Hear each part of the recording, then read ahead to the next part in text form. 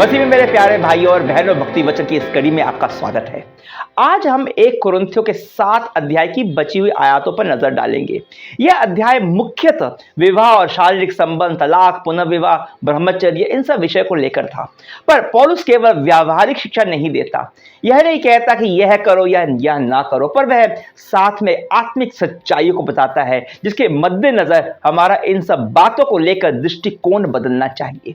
हमारा इस संसार को और इस जीवन को देखने का नजरिया बदलना चाहिए, और यही बदला हुआ नजरिया ही हमारे स्वार्थ का इलाज है।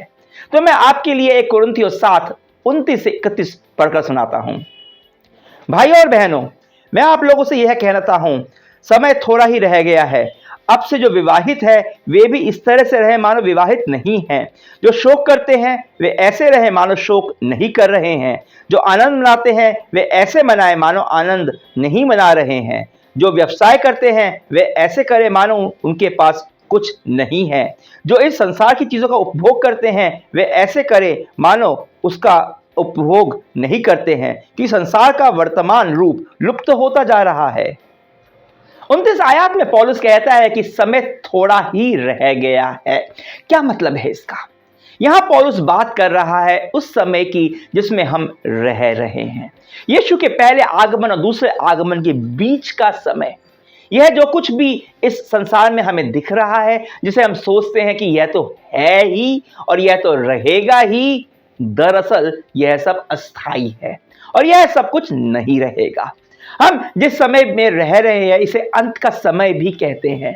हम जो विचार हमारे दिमाग में आता है वो यह है कि पौलुस आज से 2000 साल पहले लिखता है समय थोड़ा ही रह गया है, पर 2000 साल बीत गए। अब 2000 साल को हम थोड़ा सा समय कैसे कह सकते हैं? अब इस बारे में मैं पहले भी कई बार चर्चा कर चुका हूं, फिर भी वापस करता हूं। यीशु ने कहा था कि वह किसी भी समय चोरों के भांति आ सकता है। उसके आने का कोई निश्चित समय नहीं है।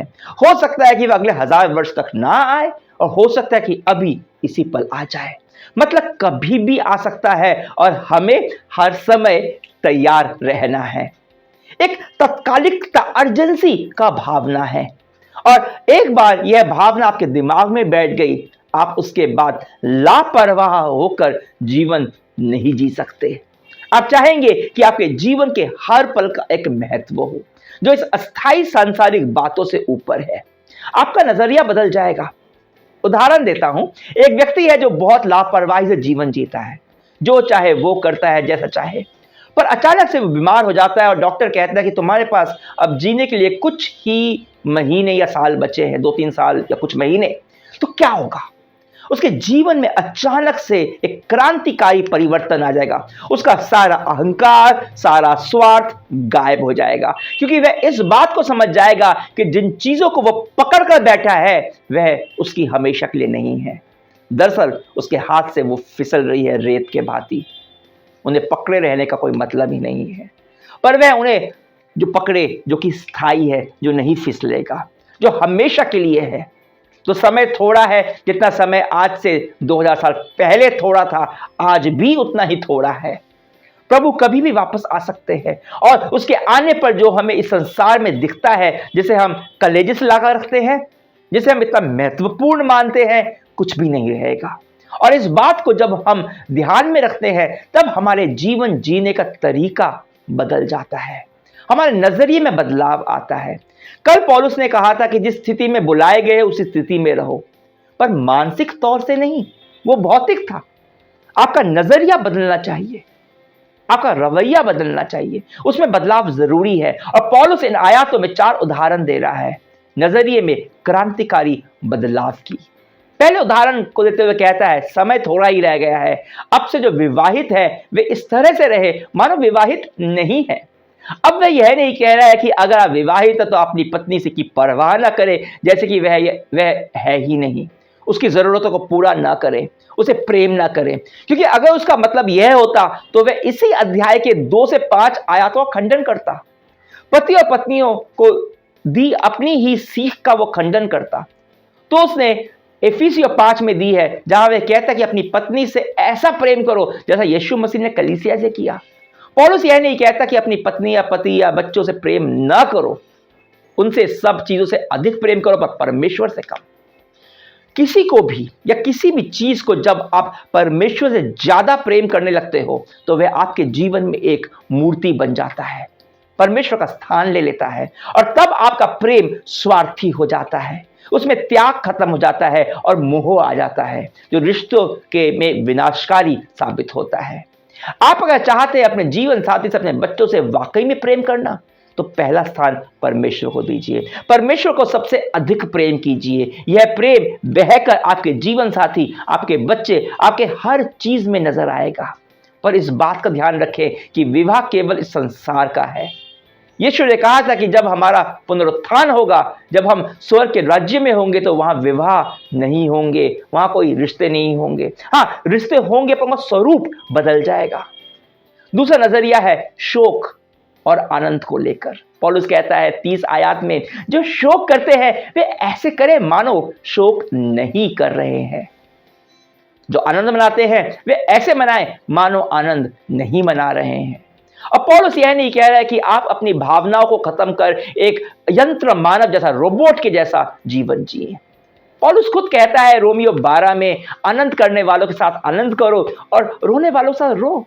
फिलिपियो 4 में वह कहता है, प्रभु में सदा आनंदित रहो। मैं फिर कहता हूं आनंदित रहो। तो पौलुस यह क्या कह रहा है? आपने अनुभव किया होगा, जब हम दुखी होते हैं, शोक करते हैं, तो हम उसी में इस तरह से डूब जाते हैं जैसे जीवन में दुख के अलावा कुछ हो ही नहीं। या फिर जब आनंदित होते हैं तो इतने उल्लास में भर जाते हैं कि कुछ खबर ही नहीं रहती। ये दोनों रवैये, ये दोनों अति है, ये दोनों रवैये स्वार्थी और आत्म केंद्रित हैं, जिनका ध्यान केवल हमारी अभी की भावना पर होता है। पौलुस कह रहा है कि यह शोक और आनंद, इसका अनुभव करो, पर यह ध्यान रखते हुए कि यह स्थायी नहीं है। एक दिन ना एक दिन या तो यह कष्ट रहेगा जिसका तुम शोक मना रहे हो, ना वो आशीष रहेगी जिसका तुम आनंद मना रहे हो, क्योंकि समय थोड़ा है, यह सब टल जाएगा। तीसरा उदाहरण पौलुस देता है व्यवसाय का, वस्तुएं खरीदने का, बेचने का। जो व्यवसाय करते हैं वे ऐसा करें मानो उनके पास कुछ नहीं है, मतलब कुछ खरीदते हैं, वो खरीदने के बाद भी ज्यादा उत्साहित ना हो जाएं।